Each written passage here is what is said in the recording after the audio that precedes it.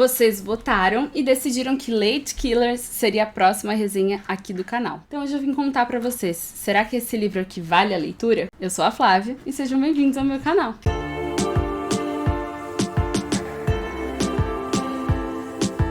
Eu já vou começar com um pedido que eu sempre faço. Não deixe de se inscrever aqui no canal, ativar o sininho, deixar o seu like, compartilhar com os amigos e ajudar muito nesse engajamento com o seu comentário. Se você quiser e puder ser membro aqui do canal também, tem um link aqui na descrição ou só clicar no botão Seja Membro. Eu vou deixar aqui nos cards os projetos que a gente vai ter para a área de membros no ano que vem. Em 2025, alguns projetos de estudos literários vão acontecer aqui no canal, exclusivamente para membros. E eu, se fosse vocês, não perderia essa oportunidade, é apenas R$ 7,99 por mês. Recados e avisos dados, eu vou começar do contrário. Vale muito a pena a leitura de Late Killers.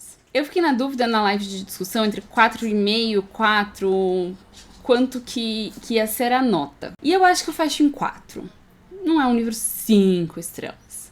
Mas para Dark Side, eu preciso dar 5 estrelas. Este livro é um livro em capa dura. Naquela edição tradicional, digamos assim, que a gente já conhece, de qualidade da Dark Side. De novo, sempre vou reiterar, não tenho parceria com nenhuma editora, é que realmente a qualidade de edição é maravilhosa. Além disso, eles fizeram o corte todo em preto para combinar com essa capa, o que já dá um ar, assim, maravilhoso.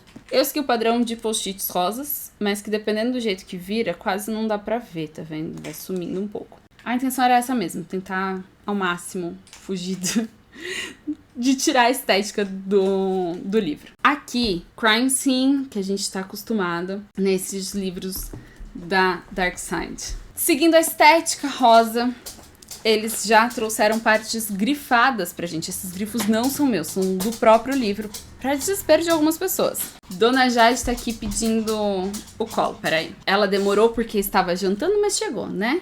Fala, eu tardo, mas não falho. E eu achei muito interessante essa escolha de cores e elementos que eles fizeram, porque tem tudo a ver com a história. Acho que nada que eu falar 100% aqui do enredo seria um spoiler completo, porque a gente tá falando de true crime. Histórias reais de mulheres que cometeram algum tipo de crime relacionado à perda da vida de outra pessoa. Tô tentando suavizar um pouco os termos por conta das questões que vocês sabem, né, aqui da plataforma. Já basta que alguns termos que eu tive que falar vão ter que passar, não tem muito pra onde fugir. Mas enfim, a questão é que essas mulheres foram consideradas psicopatas. E a ideia do livro é exatamente entrar na mente dos psicopatas, trazendo um quê de história e de contextualização.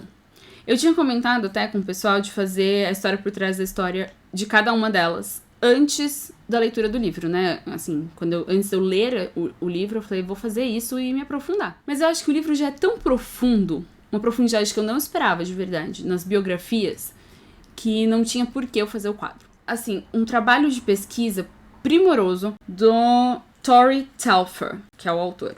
Ou autora, não sei, fui descobrir agora. Falha minha, não vi. E ainda bem que eu fui olhar porque é uma mulher. Que também explica muita coisa. Deveria ter imaginado. Porque este livro em específico, ao tentar entrar nessa mente e entender o que levou essas mulheres a cometer esses crimes, eu acho que eles fazem mais do que isso. E nos mostra como nós, de alguma maneira, vamos desacreditando, não é desencorajando, mas acho que desacreditando mesmo é a palavra, e objetificando a mulher. Mas é tão bonita, vai cometer um crime desse? Uma vovozinha toda fofa não iria fazer isso. Ah, eu tenho certeza que cometeu esse crime porque tinha alguma questão sexual. A mulher não pode ser simplesmente má? Por que é tão fácil a gente aceitar isso do homem?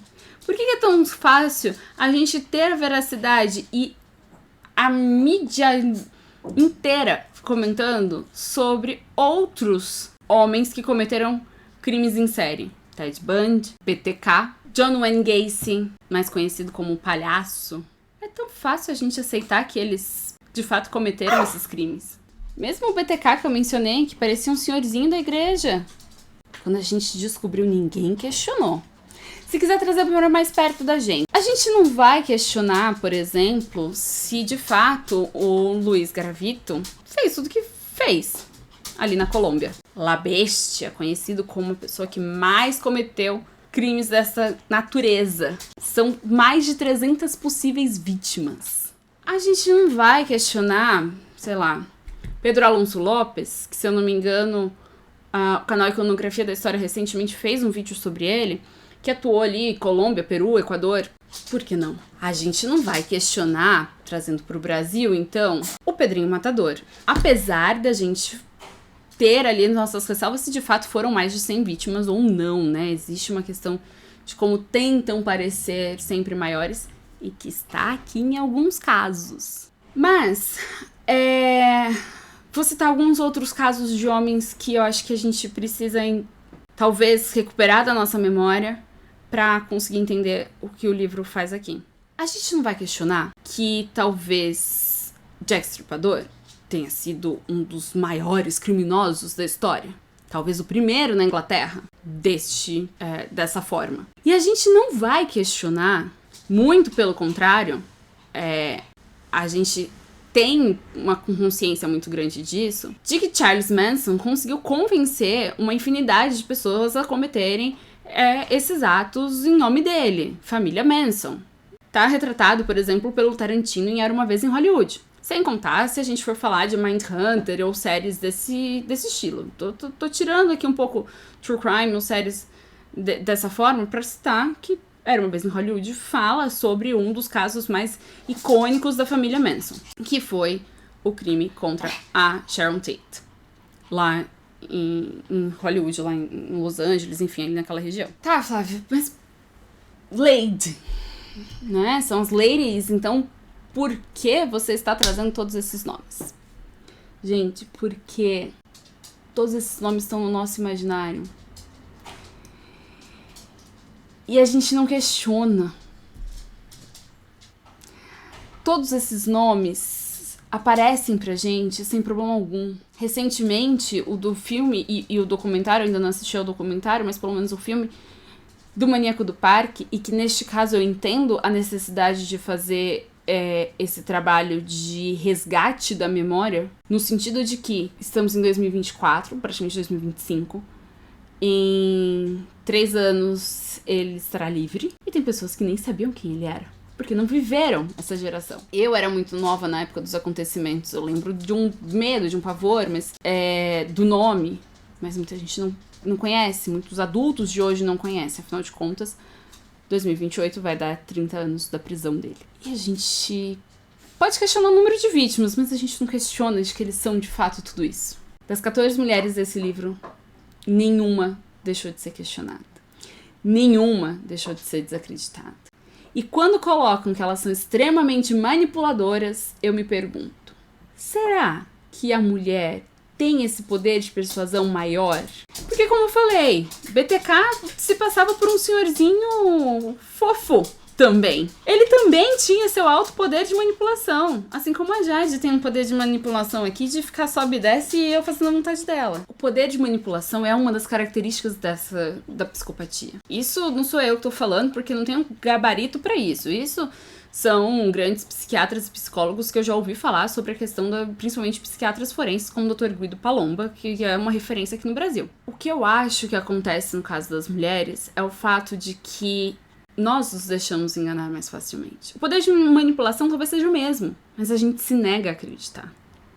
A gente se nega, enquanto sociedade, tá? Esse agente, a olhar e pensar, mas ela não ia fazer isso. A gente não consegue olhar e falar, claro, porque ela é má. Ou porque tem uma ausência de sentimentos, porque não dá pra falar, né? Psicopatia não tem nem o sentimento do ódio. A mulher, primeiro, é bonita, usa das questões sexuais. Será? Aqui nessa história, a gente vê várias mulheres que antes de Jack Stripador já tinham cometido vários desses crimes. Inclusive na Inglaterra. Mas elas são esquecidas. Se você procurar numa lista, elas quase não entram. A minha única ressalva com esse livro é o quanto poderia ter abrangido ainda mais a pesquisa. Porque a Dark Side fez um trabalho muito bom de, na edição brasileira, incluir outras 14 mulheres com histórias muito curtas, inclusive uma brasileira, que também tem esse histórico, a questão da viúva negra e tudo isso. Eu, como fã de True Crime, conseguiria pensar em pelo menos mais umas 3 ou 4 mulheres que estivessem nesta lista com uma perspectiva um pouco diferente. Talvez com o mesmo método, o mesmo modus operandi, porque é um modus operandi comum que eu não vou contar, vocês vão ler o livro. Mas que pelo menos são de outras regiões, pra gente poder olhar e falar, tá no mundo todo. Por isso que na introdução, quando eu tava falando dos homens, eu também fiz questão de trazer brasileiros e latino-americanos.